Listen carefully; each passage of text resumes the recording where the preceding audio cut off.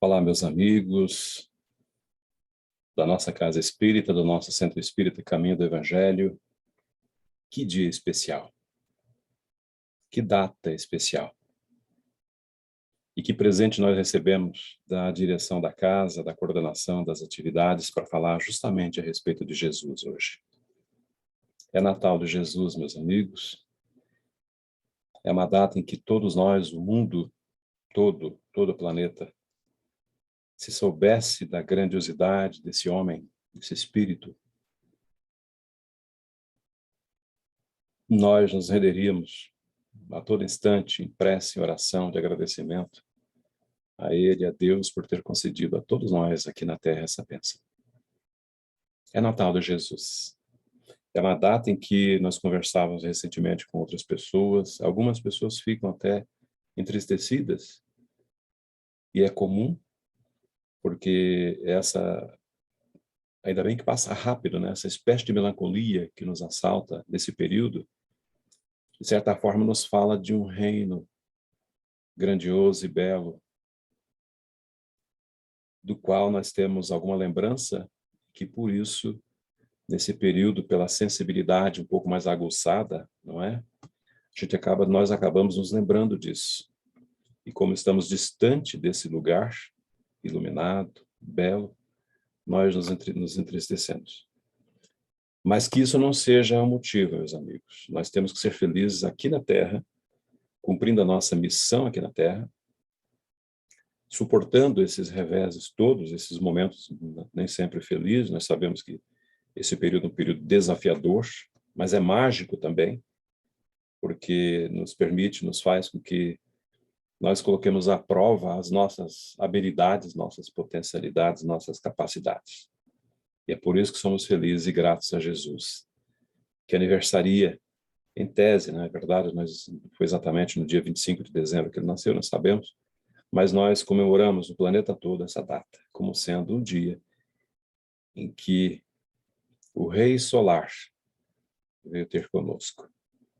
Se dignou de vir à Terra, trazer as bem-aventuranças, trazer a esperança no Evangelho, que é uma boa nova, uma boa notícia, e falar, sobretudo, a respeito do nosso futuro e também de como nós devemos nos comportar agora para merecermos esse futuro.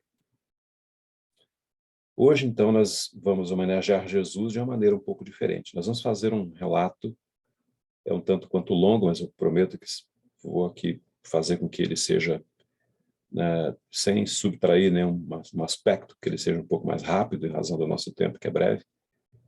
Vamos lembrar um pouco de Jesus, meus amigos, mas sem antes, evidentemente, fazer a nossa oração de agradecimento a Ele, a Deus, nosso Pai, que nos premia com essa, repetimos, oportunidade bendita, onde a família cristã, espalhada pelo planeta, enlaça os corações e eleva os pensamentos ao mais alto, para estabelecer contato com teu pensamento, Senhor, e assim recebermos todas as benesses, todas as boas energias que uma infinidade de espíritos mensageiros teus nos transmitem nessa oportunidade em especial. A ti, Jesus, a nossa gratidão, Senhor, e o pedido que nós fazemos, sempre fizemos e continuaremos fazendo, é para que todos aqueles que nos acompanham agora sintam a tua presença, Senhor, em forma de saúde, paz, harmonia, esperança e muita fé. Abraça no Senhor, especialmente nesse teu natalício, e permanece conosco, amigo querido, hoje e sempre, que assim seja. Muito obrigado. Vamos então fazer uma viagem no tempo e no espaço, meus amigos. Vamos começar lembrando de como era a Terra ao tempo do Cristo. Como que Jesus encontrou esse planeta. Lógico que ele vinha acompanhando já há muito tempo. Antes, porém, né, de dizer isso, eu já quero deixar uma informação que por muito tempo nós guardamos, porque nós tínhamos dúvidas sobre a sua autenticidade, mas depois o próprio Divaldo Franco acabou, né, numa de suas palestras magistrais, fazendo essa confirmação. A grandeza de Jesus é tamanha, meus amigos, que a sua vibração espiritual, para vocês entenderem, o seu psiquismo, a sua amplidão, a sua grandeza é tamanha em relação às vibrações aqui do nosso planeta Terra, que ele demorou aproximadamente 2000 anos, se preparando o seu psiquismo para poder vir encarnar aqui na Terra.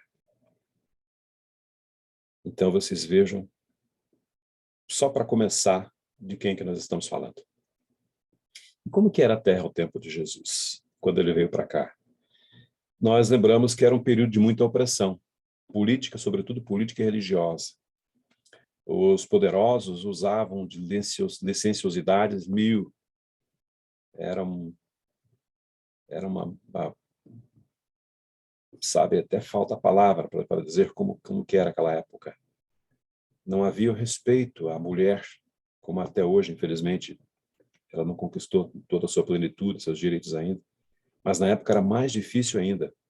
Escravizadas e escravizados também, usados quase como animais, como serviçais irracionais. Uma coisa impressionante naquela época. Os bichos também campeavam, meus amigos. E o domínio, já falamos, político e religioso. Político, quando vinha as determinações de Roma para os seus delegados, para os seus, enfim, né, aqueles que governavam as regiões dominadas. E também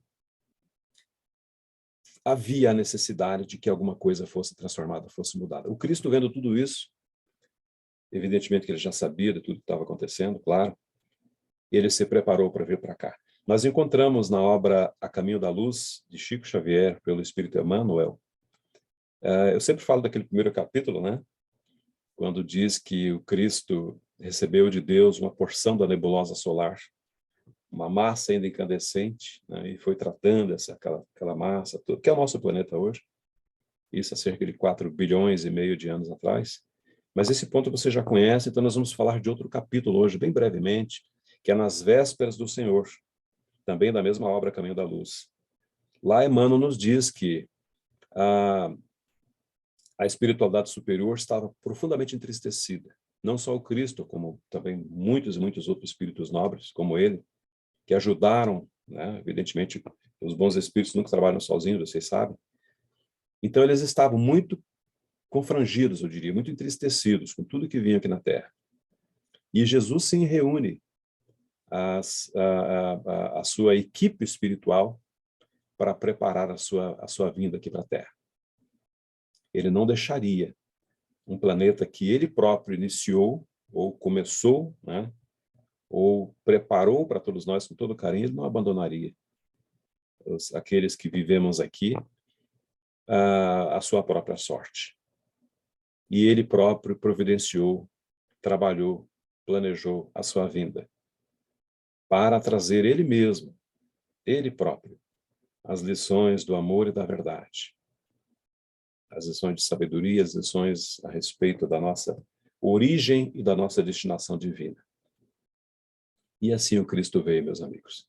Ele se preparou, muitos espíritos vieram antes dele, todos nós sabemos, e a história relata isso, na Ásia, na África, em todos os lugares do planeta, Europa especialmente, que era o ponto onde a população era maior, era mais concentrada. Muitos vieram antes dele, como estrelas cadentes, né, que antecede o grande astro, vieram antes dele. Deixaram o terreno preparado, o mais preparado possível, uma vez que esse psiquismo do Cristo precisava encontrar também um psiquismo semelhante ou próximo, né, para que o choque não fosse tão grande assim.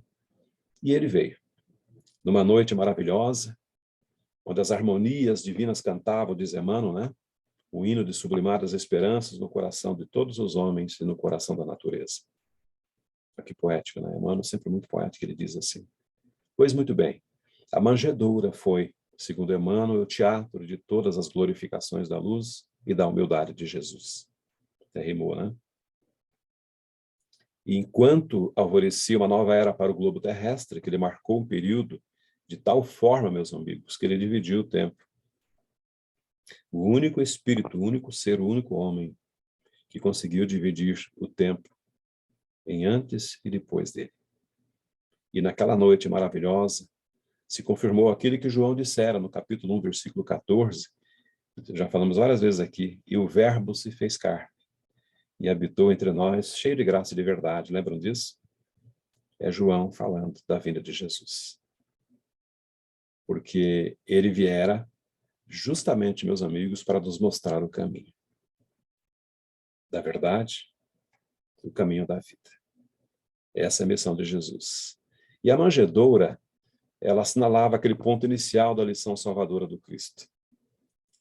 Como a dizer que a humanidade representa a chave de todas as virtudes. Está em nós.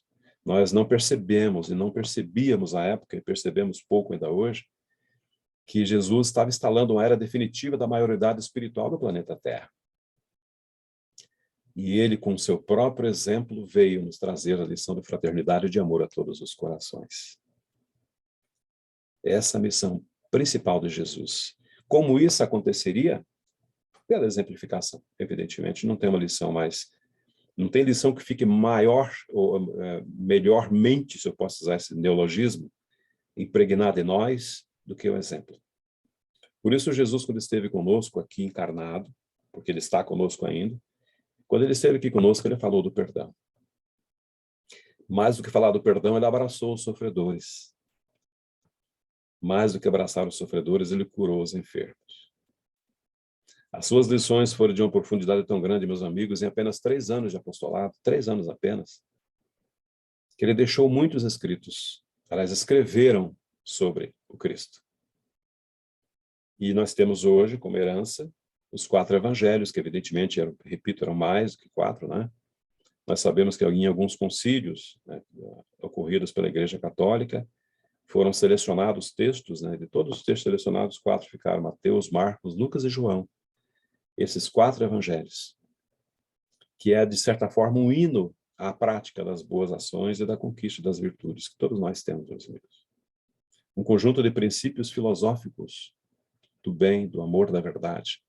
Um código de solidariedade, um apelo à caridade, à religiosidade e ao amor. Não a religião, mas a religiosidade. Está tudo nos 4 evangelhos. Como eu disse já, que ele viera trazer ele próprio a lição viva, não é? Entre nós. Ele caminhou entre os humildes. Ele caminhou entre os pequeninos. Ele caminhou entre os pobres. Ele esteve junto dos fracos para fortalecê-los, ampará-los, junto aos aflitos. Aliás, por falar em aflitos, se nós tomarmos o Evangelho segundo o Espiritismo, capítulo 5º, nós fizemos um estudo bastante longo, estamos fazendo, na verdade, bastante longo e bastante minucioso desse capítulo 5º do Evangelho segundo, Bem-aventurados os aflitos, é o maior capítulo do Evangelho, o maior número de mensagens dos Espíritos, sabe aquelas instruções dos Espíritos? Uma mais bela que a outra, justamente porque na Terra tem muita aflição. E o Cristo veio e ensinou tudo isso para nós. O que ele ensinou também, gente? Se queres ser grande, disse o Cristo, faze-te pequenino. Aquele dentre vós que quiser ser o maior de todos, seja o servidor de todos, ele dizia. Não só dizia, como exemplificou. Deixai vir a mim as criancinhas, disse Jesus. No primeiro momento, nós pensamos nos pequeninos, ao colo de Jesus, recebendo as instruções, aquele passe, aquele magnetismo maravilhoso, mas não. Por pequeninos somos todos nós que ainda não compreendemos essas verdades eternas. E ele pede para que nós todos estejamos próximos dele, para que entendamos essas verdades. Ele disse também que é difícil que entre um rico no reino dos céus. E nos explicou que a riqueza não se trata da posse do bem material, mas sim do apego ao bem material. Tanto que há pessoas que não têm praticamente nada e que são apegadas. E tem pessoas que têm muita riqueza e não são apegadas.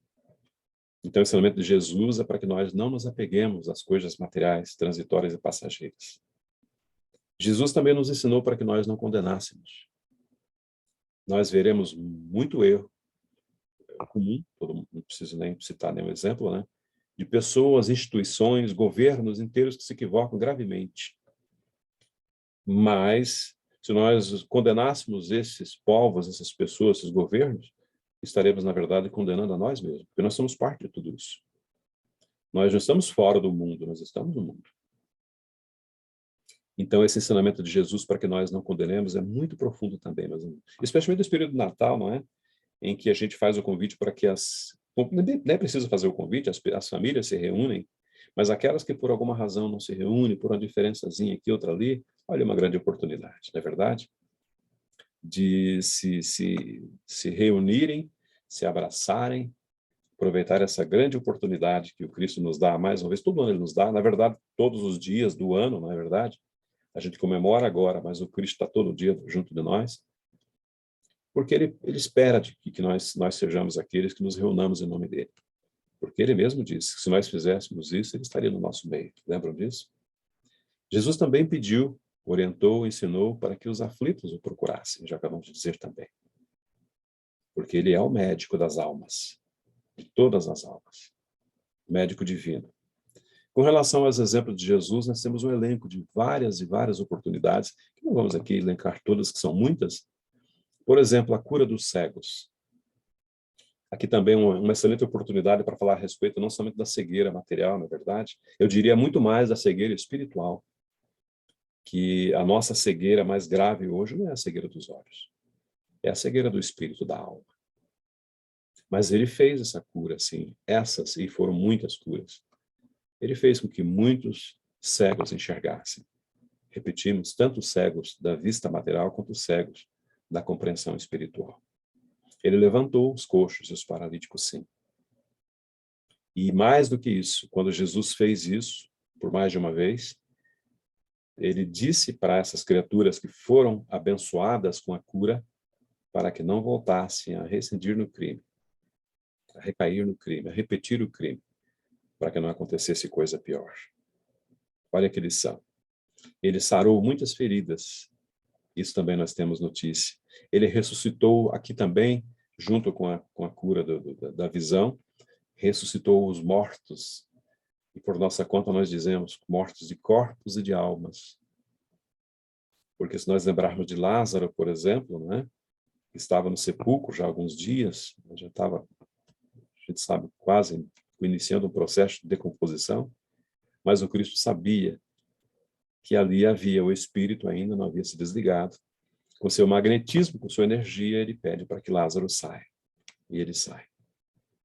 Mas os mortos que Jesus ressuscitou e que vai continuar ressuscitando por muito, mas por muito tempo, enquanto esse mundo existir, são os mortos da alma.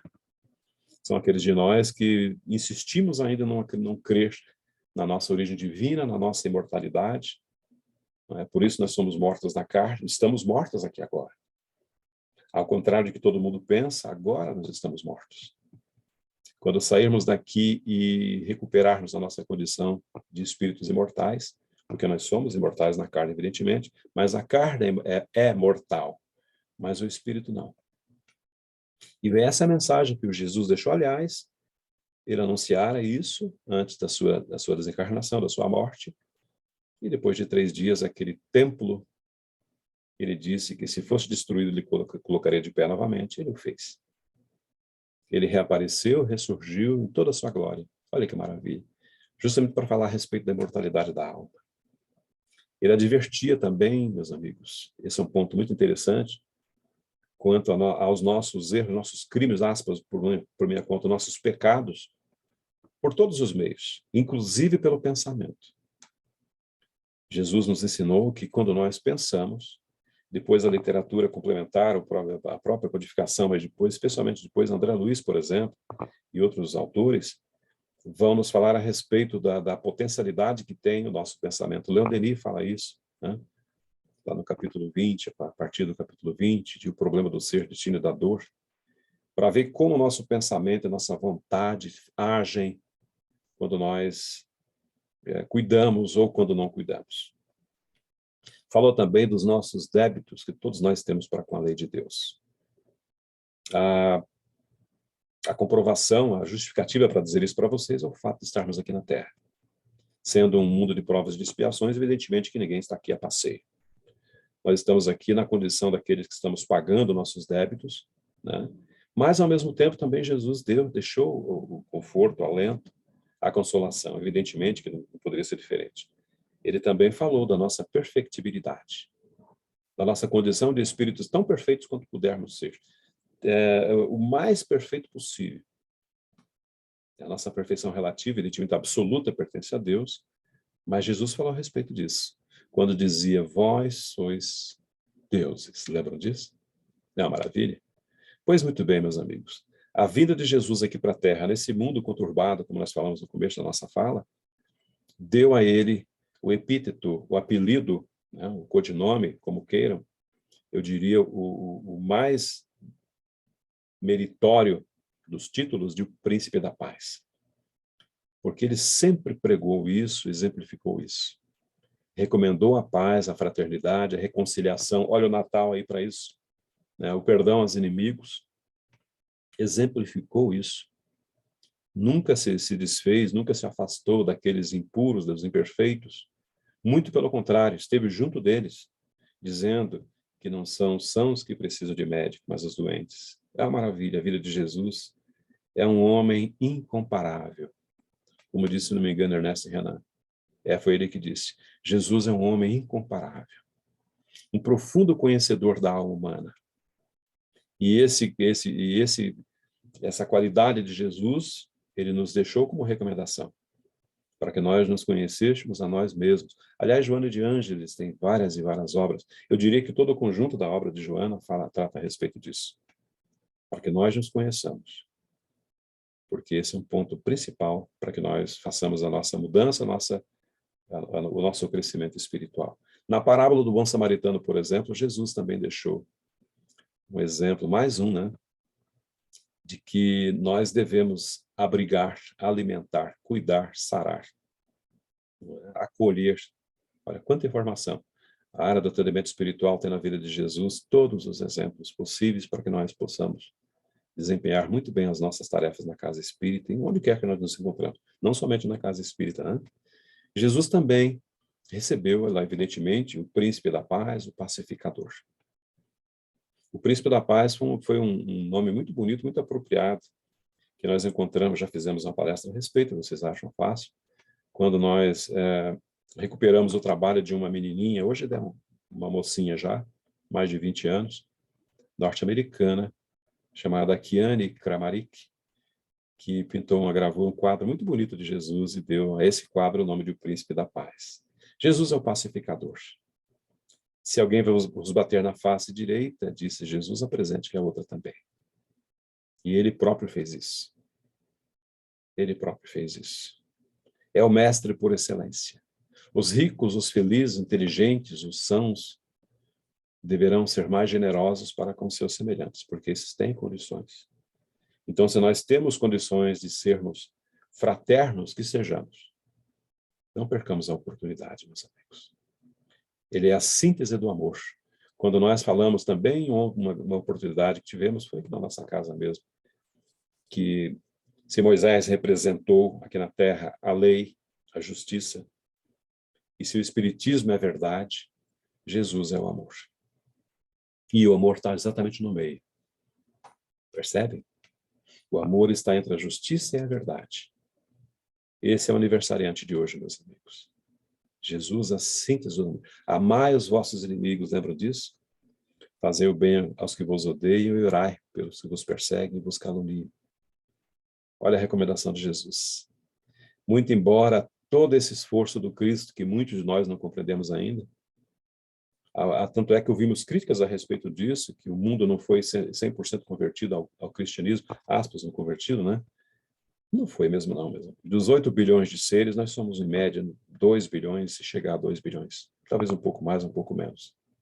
Ele sabia, estou dizendo com isso, que nem todos ouviriam a sua voz. E nem todos ouvimos. Inclusive, muitos dos que nos abrigamos sob a bandeira do Cristo, por vezes nos encontramos, nos equivocando, não é? A gente vê isso muito frequentemente. Faz parte, é um processo de crescimento. Aliás, é bom que nós nos vejamos nos equivocando, porque isso é sinal de que nós estamos atentos para o que fazemos. Bezerra de Menezes tem uma frase que eu gosto muito, que quem nos ouviu outras vezes sabe, quando ele diz assim, que se você faz o mal e sente vergonha em fazê-lo, há um pouco de bem no seu mal. Não é legal isso? E se você faz o bem esperando reconhecimento, recompensa, há um pouco de mal no seu bem. Então Jesus sabia que nós erraríamos. Mesmo assim ele veio. Ele sabia que nós também praticaríamos muitas iniquidades. Quando eu falo nós, estou falando da comunidade global como um todo. Por isso ele ensinou, eu não vim trazer a paz, mas a espada. Eu vim aqui para derrubar os reinos falsos, trazer a verdade, confundir os orgulhosos, glorificar os justos. O ensinamento de Jesus é maravilhoso, meus amigos. Ele sabia que era difícil também, seria difícil, como infelizmente até hoje é difícil, encontrar o bem na sua amplitude, na sua totalidade na Terra. Por isso Cristo dizia, só Deus é bom, quando Ele próprio foi chamado de bom. E disse para que nós dessemos aquele que nos pedisse, né? E que não repelíssemos aqueles que queriam tomar emprestado. E tem um ensinamento muito interessante, quando ele diz, não saiba a tua mão esquerda o que dê a vossa mão direita, e também para que nós não reagíssemos às agressões. Se alguém quiser tomar-te a túnica, entrega-lhe também a capa. Lembram disso? Então, essa é toda uma lição de um pacificador. Tudo isso vem de um grande pacificador. De um grande pacificador. Não veio destruir a lei. Bem no comecinho do Evangelho segundo o Espiritismo nós encontramos essa informação. Mas eu vim cumprir a lei. Quando nós vimos os 10 mandamentos, que, repito, está no começo do Evangelho segundo o Espiritismo, nós pensamos, puxa, mas quem foi que trouxe essas informações? Evidentemente que veio de Deus. Mas quem que teria sido o intérprete de Deus nesse momento? É óbvio que foi Jesus, meus amigos. O médium divino trouxe as informações. Não matarás. Não cometerás adultério, não furtarás, por exemplo, não prestarás falso testemunho. Ama teu próximo como a ti mesmo, ama a Deus sobre todas as coisas, honra teu pai, tua mãe, lembram disso? Isso veio de Jesus, meus amigos. Isso veio de Jesus. E um momento mágico na vida do Cristo, que levou um grande líder indiano a dizer que se os evangelhos se perdessem todos e restasse apenas o Sermão da Montanha, nada teria se perdido. Eu falo de Mahatma Gandhi. Foi um momento mágico na vida de Jesus, quando logo depois de um contato, aliás, um contato mais direto, né, porque ele vivia permanentemente em contato com Deus, médium divino, em contato permanente com Deus, mas teve um momento em que Jesus esteve no monte, fez as suas orações, quando desceu, parou numa região, no altiplano, a população toda embaixo, e ele deixou. Aliás, ele não deixou. Alguns espíritos dizem que ele cantou, bem-aventurados os pobres de espírito, porque deles é o reino dos céus. Bem-aventurados os que choram, porque serão consolados. Bem-aventurados os mansos, porque eles herdarão a terra. Bem-aventurados os que têm fome e sede de justiça, porque eles serão fartos. Bem-aventurados os que são misericordiosos, porque eles alcançarão misericórdia. Bem-aventurados os limpos de coração, porque eles verão a Deus. Bem-aventurados os pacificadores, como ele, o Cristo, porque serão chamados filhos de Deus, como Cristo é, como fora chamado, como todos nós sabemos que é, como todos nós também o somos. Bem-aventurados os que sofrem perseguição por causa da justiça, porque deles é o reino dos céus. Falando do pagamento dos nossos débitos, não é? E Jesus também ensinou, meus amigos, que quando nós estivermos sofrendo por ele, pela sua doutrina, pelos seus ensinamentos, nós nos deveríamos considerar seres felizes. Porque ao mesmo tempo em que nós sofremos, nós temos a certeza absoluta do que nos aguarda. A esse respeito, ele disse para que nós não tivéssemos medo, porque o fardo que ele carregava era suave. E o jugo que ele suportava era leve, porque pressupunham somente a prática do amor e da caridade. Olha o ensinamento de Jesus. Isso é um passeio rápido pela vida de Jesus aqui na Terra. Evidentemente que nós seríamos ousados se quiséssemos abarcar tudo em meia hora, 40 minutos não dá tempo. Mas bem ao finalzinho, já quase chegando ao final, desse resumo rápido que estamos fazendo da vida de Jesus, ele dissera, meu reino não é deste mundo. Já antevendo, né, isso, quando ele disse isso, nós começamos a imaginar que ele estava se preparando para fazer o retorno à espiritualidade. E no momento máximo da vida de Jesus, mais grave da vida do Cristo, ele ensinou o perdão na hora extrema. Quando depois de tudo isso que eu falei para vocês, todo o ensinamento, tudo que ele nos trouxe, pela incompreensão dos homens, ele foi condenado, um julgamento, perdão da palavra, esdrúxulo, descabido, foi pregado numa cruz infame, e no momento supremo, quando ele tinha tudo para nos condenar pelas nossas imperfeições, lembra que ele falou que deixai vir a mim os pequeninos, as crianças? Ele olhou para baixo, que aliás é um símbolo, olhar para baixo, e disse, Pai, perdoa-lhes, porque efetivamente eles não sabem o que fazem. Esse é Jesus. Com isso, Jesus alçou-se aos céus, subiu, retornou para a espiritualidade, como vocês entendem, e de lá ele falou da imortalidade. Regou com as suas lágrimas e seu sangue, diz o poeta, a árvore morredora do cristianismo na terra, hoje simbolizada na figura do Consolador prometido, o Espiritismo. Tanto é verdade, meus amigos, que quando nós tomamos da primeira obra básica, aliás, do Livro dos Espíritos, perdão, na questão 625, Allan Kardec faz a pergunta muito bem, muito apropriada. Pergunta excelente, como todas as 1019 perguntas de Kardec. Qual o tipo mais perfeito que Deus tem oferecido ao homem para servir a todos nós de modelo e de guia, ou de guia de modelo? E nós sabemos que a resposta é Jesus. Questão 625. Não resta dúvida, não é, meus amigos? Não tem dúvida alguma. Que nós hoje estamos aqui, na Terra, nessa escola, matriculados aqui, por uma concessão de Jesus. Todos nós que estamos aqui, todos os 8 bilhões que estamos encarnados, mais os 20 e pouco bilhões que estão desencarnados, os que já passaram por aqui, nesses séculos sem conta, desde a nossa identificação como seres responsáveis, seres pensantes, né? Que respondemos pelos nossos atos desde aquele momento. E desde muito antes. Aqueles que vieram para cá, que viemos para cá, só estamos aqui pela concessão de Jesus. Temos ou não temos motivo para agradecer a Ele nesse período, nessa data? E por minha conta, em todos os dias, todas as datas. Que nós agradeçamos, meus amigos, de coração ajoelhado, ao Cristo de Deus, ao médio divino, ao aniversariante, por tudo que nos tem proporcionado aqui na Terra. Pela bênção da vida, da reencarnação, das instruções, do seu evangelho, da doutrina espírita, do espiritismo no planeta, do cristianismo no mundo, não é? Que nós agradeçamos a Ele, de coração ajoelhado e numa prece, pelas bênçãos dessa data, desse dia, dessa oportunidade. Nós te pedimos, Senhor, aceita o nosso singelo preito de gratidão, abraçando-nos a todos, aqueles que te louvamos o nome, a quem pedimos a presença amiga junto de nós, especialmente nesse momento de profundas transformações, de muitas dores necessárias para o nosso autoaperfeiçoamento, para o nosso crescimento, para o nosso desenvolvimento.